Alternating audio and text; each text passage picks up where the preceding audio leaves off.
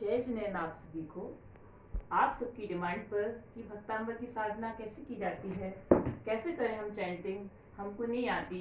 मनीषा दीदी प्लीज़ बताएं कि कैसे चैंटिंग की जाए। आप लोगों के कॉल आते हैं तो मैंने कहा वीडियो बनाकर डाली जाए। तो मैं आपको बताना चाहती हूँ कि कैसे भक्तांबर की चैंटिंग करना चाहिए। सबसे पहले आदिनाथ भगवान की तस्वीर को सामने रखें। वो आदिनाथ भगवान की तस्वीर सामने लगी हुई है, उनके सामने एक दीपक लगाएं और एक कलश में जल भरकर रखें। ये कलश ही होना चाहिए, कलश किसी भी चीज़ का हो सकता है, तांबे का, चांदी का, क्योंकि कलश का शेप की वजह से इसका सरफेस टेंशन कम होता है, तो इसका पानी ज़्यादा फायदा करता है। इसमें एक इलायची के बीज, इलायची के दाना खोलकर डाल दें, इसमें एक इलायची।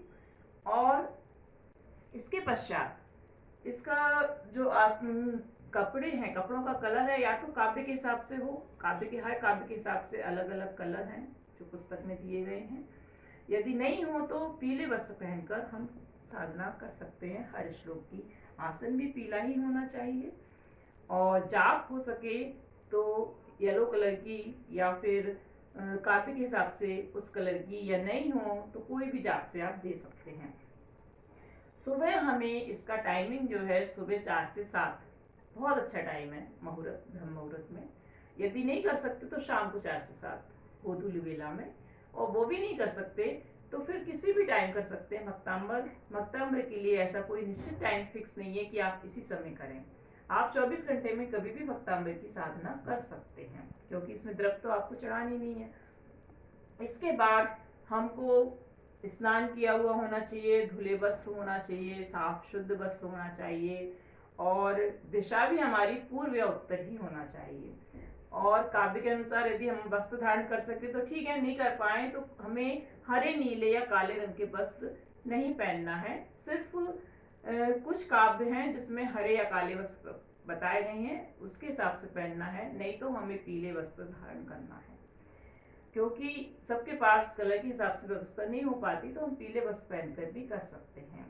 बैठने का आसन भी हमारा धुला हुआ होना चाहिए, और सर्वप्रथम 9 बार नमोकार मंत्र पढ़ के हम अपनी साधना शुरू करते हैं। 9 बार नमोकार मंत्र पढ़िए, फिर उसके बाद 3 बार ओम का उच्चारण कीजिए, फिर उसके बाद श्लोक को 9 या 27 बार पढ़ना है, और जो रिद्धि और मंत्र है उनको 108 बार पढ़ना है।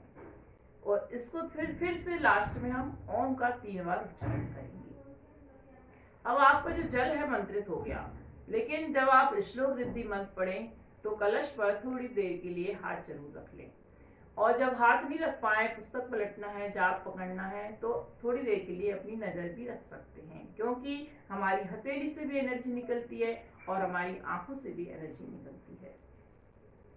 इसके बाद हमको ये जब हम साधना कर रहे हैं तो हमें 21 दिन तक ये साधना करनी है, और इसके लिए हमें नमक का त्याग करना है।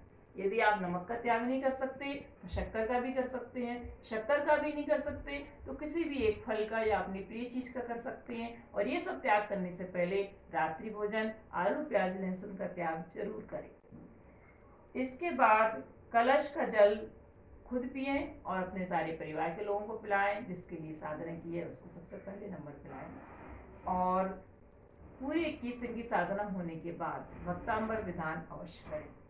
यदि आपके पास भक्तांबर यंत्र की व्यवस्था हो सके तो यंत्र थाली में विराजमान कर लें, किसी भी चीज से टिकाकर। यदि नहीं कर पाते हैं तो यंत्र का फोटो सामने लगाएं और जिस श्लोक को पढ़ें उस टाइम नजर अपनी यंत्र पर रखें। इसके अलावा आप जिसके लिए साधना कर रहे हैं उसकी फोटो हो सके तो अपने पास रखें, नहीं हो सके तो आप अपने दिमाग में उसकी फोटो रखें।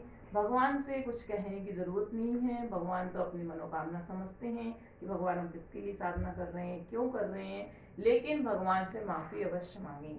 वो माफ़ी कैसे मांगनी है मैं आपको बता देती हूँ कि हे भगवान, इस जन्म में या पिछले जन्म में हमने या हम जिसके लिए कर रहे हैं उसने कोई पाप किया हो, एक इंद्रिय से लेकर पंचेंद्रिय तक किसी भी जीव को सताया हो, उसका घात किया हो, उसको कष्ट पहुंचाया हो, तो उसको सुखी करें और मुझे क्षमा करें, क्षमा करें, क्षमा करें।